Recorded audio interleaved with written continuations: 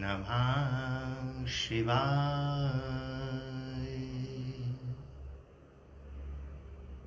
हे समस्त प्रिय आत्मन मित्रों, प्रभु प्रेमी, गुरु प्रेमी, ध्यान प्रेमी आत्माओं, आप सबके भीतर विराजमान अविनाशी अनंत परम गुरु परमात्मा के श्री चरणों में हिमालयन ऋषि का कोटि कोटि प्रणाम। प्यारे साधकों, कुछ एक बातें जो साधकों के भीतर भ्रांतियां होती हैं, थोड़ा उन भ्रांतियों को आज दूर कर दिया जाए तो बड़े ध्यान से कुछ बातें हम सभी साधक समझ लेंगे। दो मार्ग हैं, एक एकाग्रता का, दूसरा ध्यान का। एकाग्रता को हम अच्छी भाषा में त्राटक भी कहते हैं। त्राटक का सीधा सा मतलब होता है कि किसी एक बिंदु पर अपना पूरा ध्यान फोकस करके उसे सिद्ध करना। और त्राटक कई तरह का होता है, अनेकों तरह का त्राटक होता है। जब हम अपनी सारी ऊर्जा को एक तरफ लगा देते हैं, पूरा फोकस कर देते हैं, उसे त्राटक कहते हैं, एकाग्रता कहते हैं, कंसंट्रेशंस कहते हैं।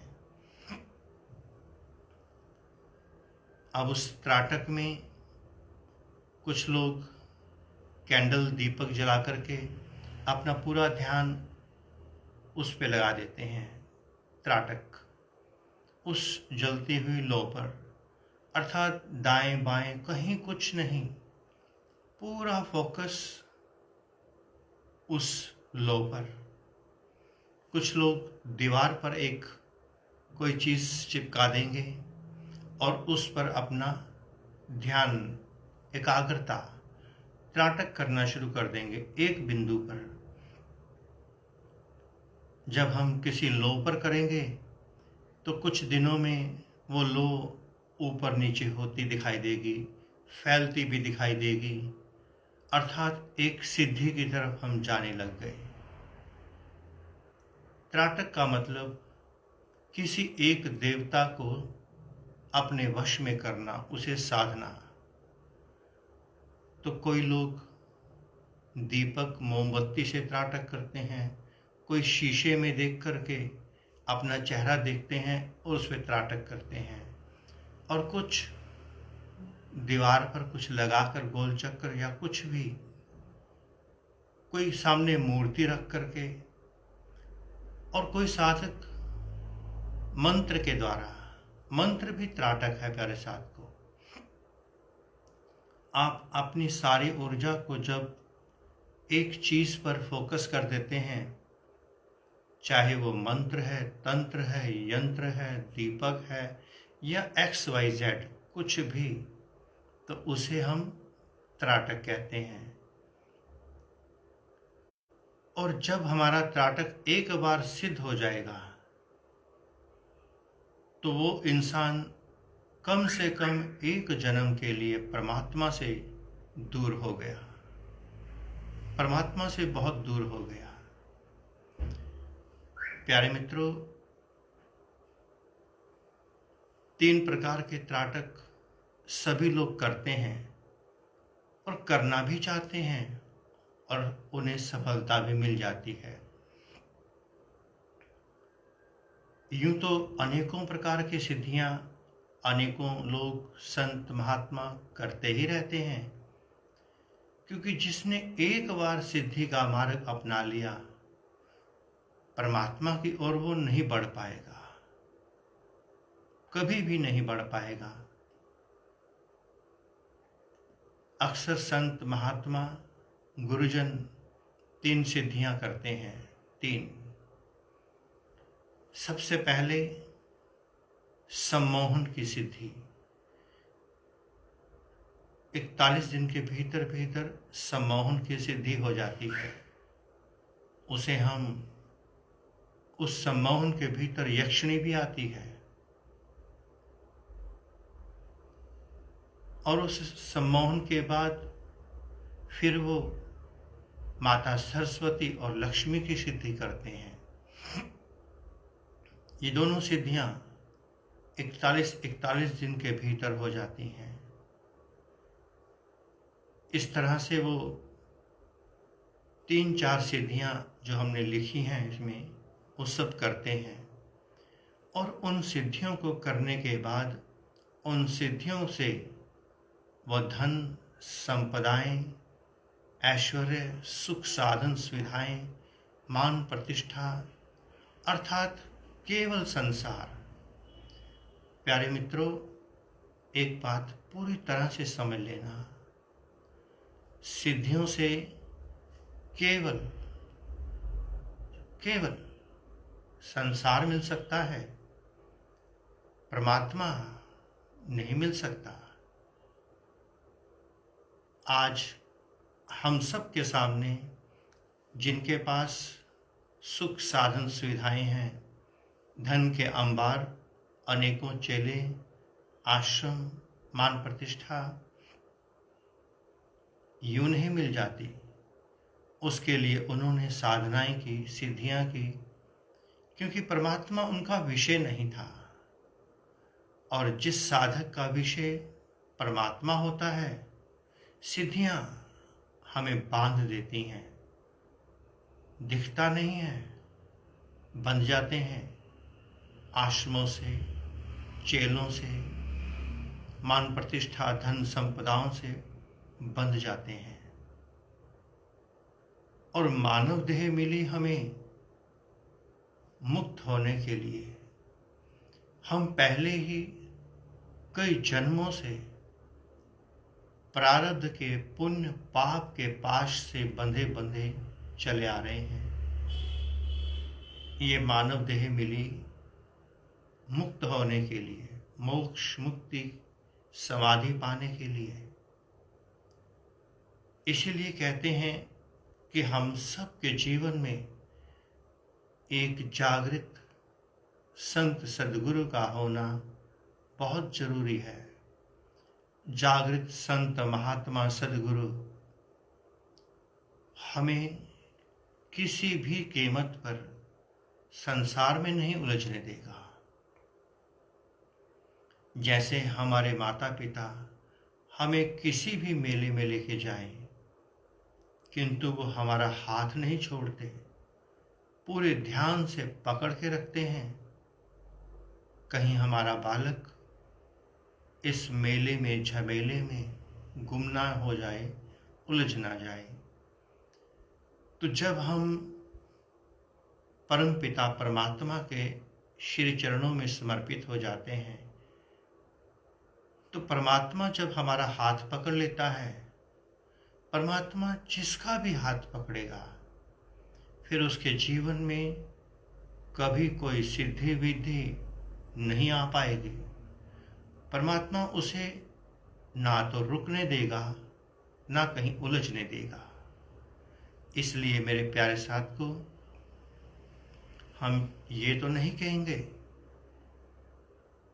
कि आप एकाग्रता का मार्ग छोड़ दें, सिद्धियों का मार्ग छोड़ दें। छोड़ना, पकड़ना ये हमारा विषय नहीं। हमारा विषय केवल आप सबको बता देना है, जागृत कर देना है, समझा देना है। अब आप समझते हैं या नहीं समझते, इसका ना तो हमें कोई लाभ, ना हमें कोई हानि। हमारा जितना काम एक चौकीदार का वो करके चला जाता है। आप सोए रहें, जाग जाएं, ये आपका विषय। दूसरा मार्ग बिल्कुल इसके विपरीत है, ध्यान का मार्ग। एकाग्रता में आप एक बिंदु को पकड़ते हैं, सारा संसार, सारा अस्तित्व, सारी प्रकृति को आप छोड़ देते हैं अर्थात प्राइम मिनिस्टर को छोड़कर के आप पीएम से दोस्ती करते हैं, पीएम से। किंतु जो ध्यानी होता है, जिसका उद्देश्य परमात्मा, मोक्ष, मुक्ति, हर प्रकार के बंधन से मुक्त होना है, वो साधक सीधा सीधा परम ब्रह्म परमात्मा के साथ जुड़ता है। वो परम ब्रह्म परमात्मा, परम गुरु आपके भीतर बैठा है, आपके भीतर वो सीधा जुड़ता है परमेश्वर के साथ, पूरी प्रकृति को अपने भीतर उतार लेता है, किसी एक बिंदु पर नहीं, सारे अस्तित्व में। ध्यान का तो अर्थ ही है सर्व स्वीकार की भावना। एकाग्रता में केवल एक स्वीकार होगा, ध्यान में सर्व स्वीकार। इस प्रकृति में, इस ब्रह्मांड में जो जो भी है, इसलिए जब साधक ध्यान में बैठता है, ध्यान में बैठकर वो अपने मन को एकाग्रचित नहीं करता कि मेरा मन, मेरा ध्यान शिव नेत्र पे लगे, सहस्रार पे लगे। वो साक्षी दृष्टा होकर के केवल अपने बाहर के नेत्रों को बंद करके बैठता है, ताकि जो ऊर्जा शक्ति बाहर बह रही है वो भीतर उतर सके। केवल बाहर के नेत्रों को बंद कर लेता है और शांत होकर बैठ जाता है। अगर वो शांत होने के बाद कभी नाभि में ध्यान, कभी कंठ में, कभी हृदय में, कभी शिव नेत्र में, कभी कहीं, तो वो ध्यान में नहीं है, नेत्र उसके बंद हैं, वो एकाग्रता में लगा है, सिद्धि में लगा है, मणिपुर चक्र सिद्ध हो जाए, अनहद विशुद्ध आज्ञा चक्र सिद्ध हो जाए। किंतु जो परमात्मा का प्यारा है, परमात्मा का प्यासा है, फिर तो उसके रोम रोम में परमात्मा विराजमान है। ऐसा नहीं कि परमात्मा शिव नेत्र में है, सहस्रार में है या नाभि में है। ये सारा शरीर उसका ब्रह्मांड है और उस ब्रह्मांड के एक एक रोम में परमात्मा नृत्य कर रहा है, जीवंत जागृत बैठा है। इसलिए ध्यानी जब भी ध्यान में उतरता है, बाहर के नेत्रों को केवल बंद करके शांत होकर बैठ जाता है, कहीं कोई फोकस नहीं करता। फिर उसके दृष्टि पटल पर सब आता जाता उसे दिखाई देता है। जिस शिव नेत्र की, आज्ञा चक्र की हमारे ऋषि मुनि, संत, महात्मा, गुरुजन, शास्त्र बात करते हैं, वो शिव नेत्र इस शरीर में नहीं है। अगर इस शरीर में होता तो पंचभौतिक देह के साथ जल जाता। ये तो सूक्ष्म शरीर के भीतर विराजमान है शिव नेत्र, और सूक्ष्म शरीर यहाँ नहीं है, वो इस शरीर के भीतर है, और उस शरीर के भीतर शिव नेत्र। अब आप कहाँ ध्यान लगाएंगे? यहाँ, यहाँ, यहाँ कहाँ? इसलिए ध्यानी साक्षी दृष्टा होकर के, मौन होकर के अपने इस टेलीविज़न को देखता है बैठ करके। जैसे हम बाहर की पिक्चर देखते हैं, टीवी की किसी स्क्रीन के किसी कोने पर फोकस नहीं करते, पूरी स्क्रीन को देखते हैं, एक एक दृश्य सामने आने लगता है। ठीक वैसे ही जब कोई साधक ध्यान में बैठता है, साक्षी दृष्टा होकर के अपनी इस स्क्रीन में उतर जाता है, साक्षी दृष्टा होकर के। यहाँ कोई एकाग्रता नहीं, कोई कंसंट्रेशन नहीं, कोई त्राटक नहीं। इसलिए प्यारे साधकों, आप देखना, जितने भी कंसंट्रेशंस के मार्ग हैं और कंसंट्रेशंस की ओर चलने वाले साधक हैं, उन लोगों के संसार बनते चले जाएंगे, उनके चक्रव्यूह, उनके सर्कल बनते चले जाएंगे। थोड़े ही दिनों में 1 से 2, 2 से 100, 100 से करोड़। किंतु जो भीतर की ओर चल पड़ेगा उसकी उल्टी गिनती शुरू हो जाएगी। बुद्ध के पास महल था, माता पिता, भाई बंधु, परिवार। उसका परिवार सिकुड़ता चला जाता है। जैसे जैसे साधक भीतर उतरता है ध्यान की गहराइयों में, 100 से शून्य हटनी शुरू हो जाती हैं, अकेला होना शुरू हो जाता है। इसलिए बुद्ध को देखना, चाहे महावीर को देखना, मीरा हो, कोई भी हो, जो जो आपके दृष्टि पटल में है, जिसे हमारे सारे शास्त्र प्रमाणित करते हैं, जितने भी स्वयं की ओर निकले, मोक्ष मुक्ति की ओर, परमात्मा की ओर, स्वयं की ओर निकले, वो अकेले होते चले गए, अकेले। क्योंकि जब वो घटना घटित हो गई, वो अकेले में होगी। परमात्मा 2 के साथ घटित होने वाली घटना नहीं है। 2 के बीच में तो संसार चलेगा, संसार। इसलिए जो भी साधक ध्यान की ओर मुड़ा, स्वयं की ओर मुड़ा, अपनी प्यास की ओर मुड़ा, अकेला होता जाएगा, बिल्कुल अकेला। और जैसे जैसे अकेला होता जाएगा, ये प्रकृति, ये परमात्मा उसे संभालता जाएगा, अपनी गोद में बिठाने लगेगा। और जो एक बार पूरी तरह से अपने भीतर बैठे परम गुरु परमात्मा को समर्पित हो गया, फिर परमात्मा उसकी पूरी जिम्मेवारी उठा लेता है, उसका हाथ पकड़ लेता है। अब अगर वो कभी प्रारब्ध पूर्व जन्म के कर्मों के अनुसार थोड़ा सा दाएं बाएं होना भी चाहेगा, भटकना भी चाहेगा, तो वो परमात्मा उसे भटकने नहीं देगा। अब अगर वो कोई सिद्धि भी करना चाहेगा, उससे कोई सिद्धि नहीं होने देगा।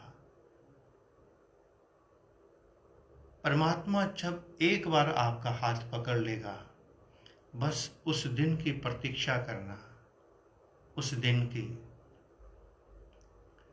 अभी तक अगर मेरा हाथ उस प्रभु ने नहीं पकड़ा, तो इसका मतलब अभी मैंने अपना हाथ थोड़ा थोड़ा कुछ इस देवता को, कुछ उस देवता को, कुछ उस संत को, कुछ उस गृहस्थ को, अर्थात मैंने अपने आप को जगह जगह बांट रखा है, खंड खंड कर रखा है। किंतु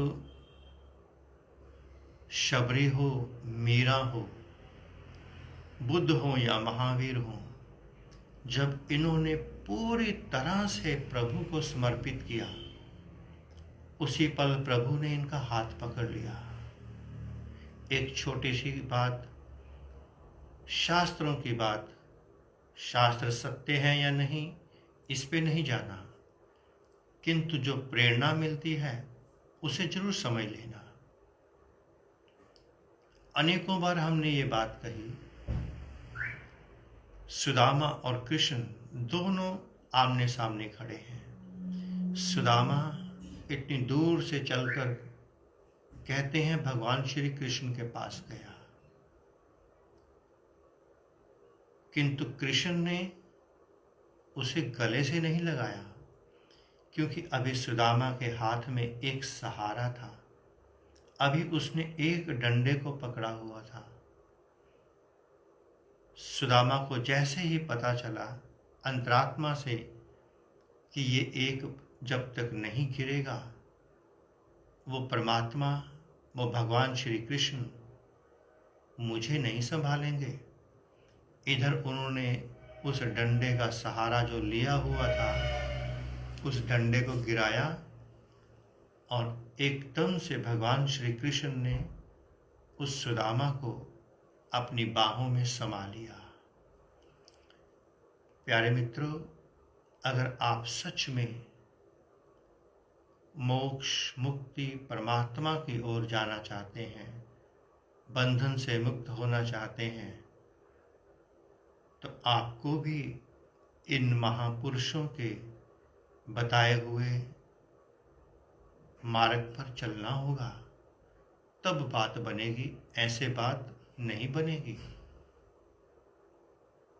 हम साधक किसी दूसरे को धोखा नहीं दे रहे, स्वयं को धोखा दे रहे हैं। मैं बात करता हूँ परमात्मा की, कि परमात्मा ही चाहिए, परमात्मा से कम कुछ नहीं चाहिए। किंतु मेरी दिशा, मेरे को वो मित्र भी चाहिए, वो महात्मा भी चाहिए। मैं उस देवता को भी मना लूँ, उस तीर्थ में भी स्नान कर लूँ, यहाँ भी चला जाऊँ, वहाँ भी चला जाऊँ। तो आपने परमात्मा को क्या दिया, जरा सोचिए। खंडित वस्तु आप स्वीकार नहीं करते। एक बाजार से आप शर्ट खरीदने जाएं, थोड़ी सी कहीं से खंडित हो, फटी हो, आप वापस कर देते हैं। वो कहता है कि इसके दाम कम लगा दूंगा, आप फिर भी नहीं लेते। आप कहते हैं नहीं, मुझे तो बिल्कुल नीट एंड क्लीन, क्लियर। और आप परमात्मा को क्या सौंप रहे हैं? परमात्मा से परमात्मा को चाहते हैं, परमात्मा से मोक्ष, मुक्ति चाहते हैं, बंधनों से मुक्त होना चाहते हैं, और परमात्मा को अर्पण क्या कर रहे हैं? छल, कपट, धोखा। प्रभु को कहते हैं तन मन धन सब तेरा, और सबके साथ थोड़ा थोड़ा जुड़े हैं। नहीं संभालेगा परमात्मा, कभी भी नहीं संभालेगा। और जिन जिन ने ये सिद्धियां की हैं, उन्होंने तो अपने कई जन्मों का हिसाब किताब लॉक कर दिया। क्योंकि जैसे जैसे हम सिद्धियां करते हैं, हमारा संसार बढ़ता है, सर्कल बढ़ता है, हमें अनेकों छल, कपट, धोखे, पाप, पुण्य करने पड़ते हैं। बिना जागे, बिना जागृत संत महात्मा की शरण में गए हमारा काम नहीं बन सकता। तो प्यारे साथ को पहले एक बात अपने भीतर क्लियर कर लेना, डिसाइड कर लेना कि तुम परमात्मा चाहते हो या परमात्मा से चाहते हो। आपने देखा, अक्सर हम जब ध्यान में उतारते हैं, शिव नेत्र की ओर इशारा करते हैं, शिव नेत्र आज्ञा चक्र में उतर जाइए। कभी आपने जाना कि ये शिव नेत्र आज्ञा चक्र है कहाँ? इस स्थूल देह में तो कोई शिव नेत्र नहीं। सूक्ष्म जगत का जो संसार है वही परम सत्य है, किंतु ये अनुभूति के बिना जाना नहीं जा सकता।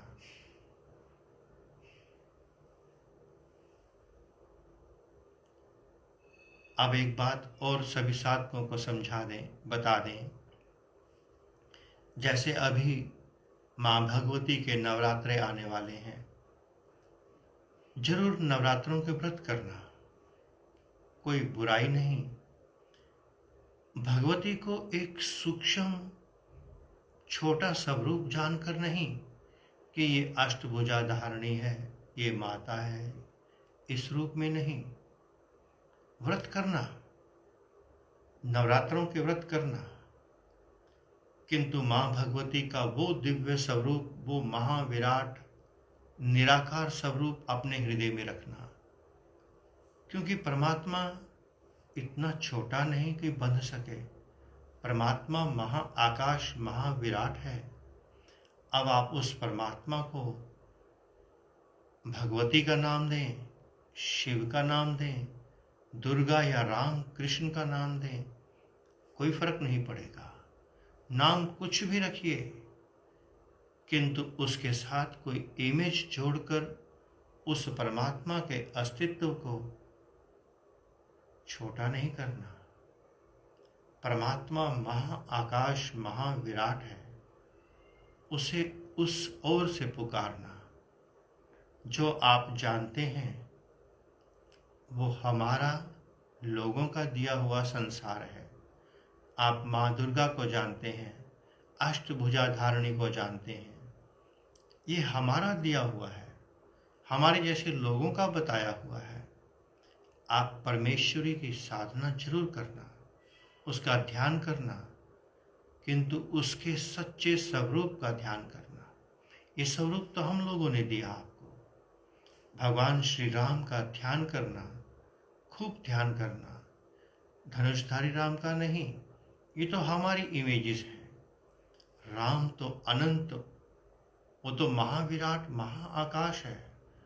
राम तो तब भी थे जब सतयुग था, राम तब भी थे जब द्वापर था, त्रेता था, राम अब भी हैं। राम अर्थात परमात्मा। कृष्ण तब भी थे जब सतयुग था। कृष्ण अर्थात प्रेम, किसी देह से नहीं जुड़ना, परमात्मा के स्वरूप को बांधना नहीं। जैसे परमात्मा महाविराट महाआकाश है, आप उसके साथ वैसे हो जाना। प्रभु से वही प्रार्थना करना कि जो तेरा सत्य सनातन स्वरूप है, मैं उसे जानना चाहता हूँ। जो मैंने जाना वो लोगों ने बताया।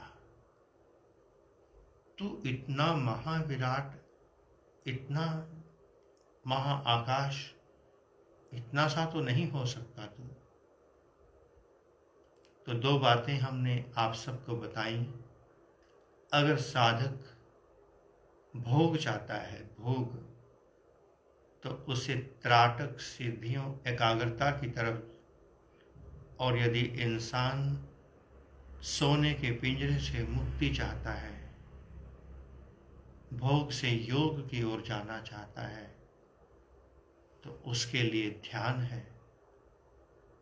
ध्यान का अर्थ सर्वस्व, उस सर्वस्व के भीतर सारी सिद्धियां भी आ जाती हैं।